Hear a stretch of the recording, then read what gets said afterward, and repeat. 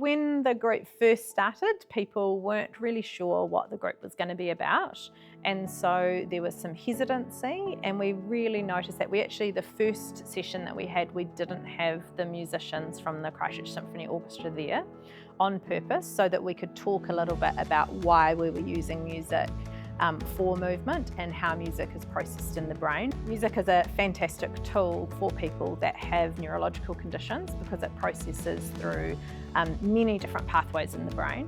And so we had a really good talk about that, about ways that people could use music to help with their movement, to either slow their movement down or exaggerate their movement more, which is a fantastic thing to do for people with Parkinson's. So I think one of the challenges was initially really explaining and getting the word out there about what this was going to be about, and also people being brave enough to give it a go.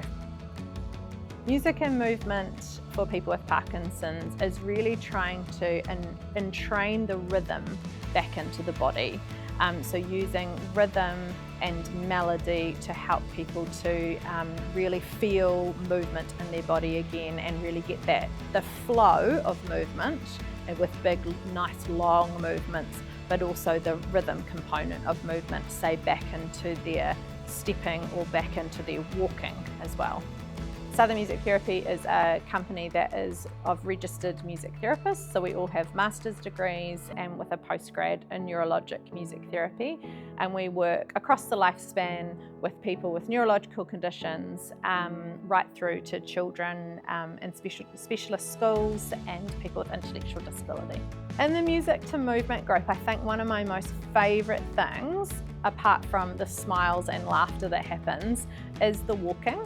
Is that the first couple of weeks that we talked about music and movement and how the people could use music to help with their movement, I think they all kind of looked at me a little bit strangely. And then what we do in the class is we get one or two people out that have a similar rhythmic gait or rhythmic walking pace, and we walk with them, and I think just the faces on almost everyone, if not every person, on how their walking changed and adjusted with the rhythm of the music. I think that's definitely my favourite part, and yeah, super successful there.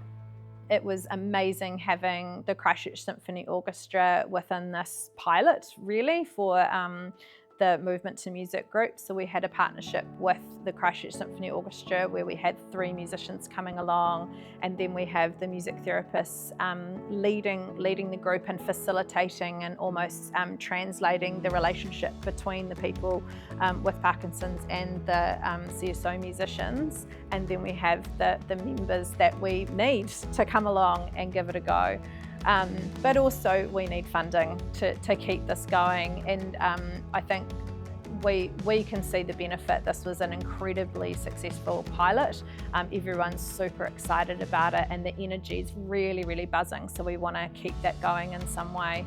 My part of Parkinson's is poor walking, a back pain and balance, and Armin thought that it would be a good thing to try and put that together with music to give me some way of operating. Day one was a bit strange. It was like kindergarten for 80-year-olds. Everybody bashing drums and all the rest of it, but this very soon became a system that you tuned into the music and you got your body working.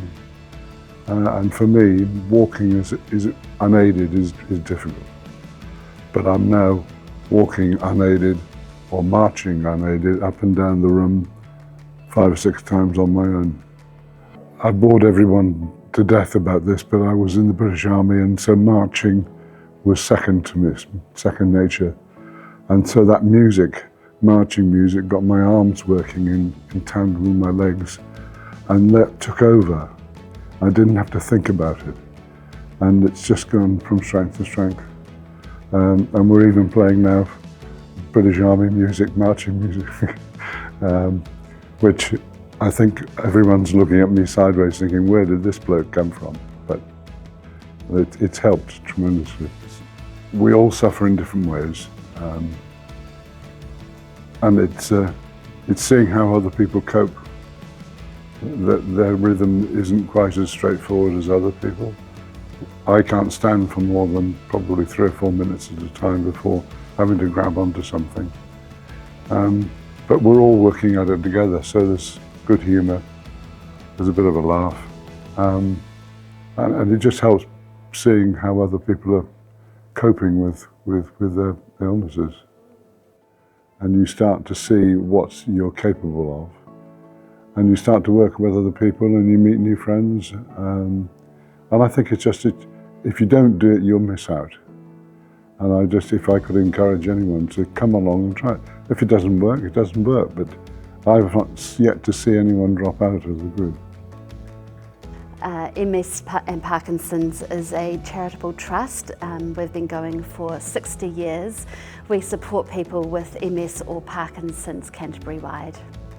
It's been an absolute joy to be part of the collaboration with Southern Music Therapy, the Christchurch Symphony Orchestra, and also MS and Parkinson's, to create this course that we have all absolutely loved delivering, but also an absolute joy to see the participants progress in the course over the course of the weeks that it's been happening.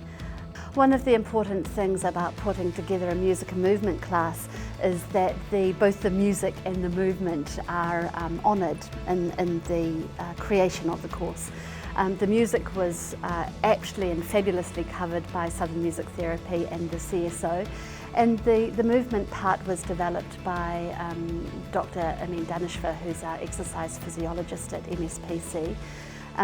He's a specialist in gait and walking and movement and all things that help with the health and well-being of people with Parkinson's, delivered in a new innovative way through the music and movement class.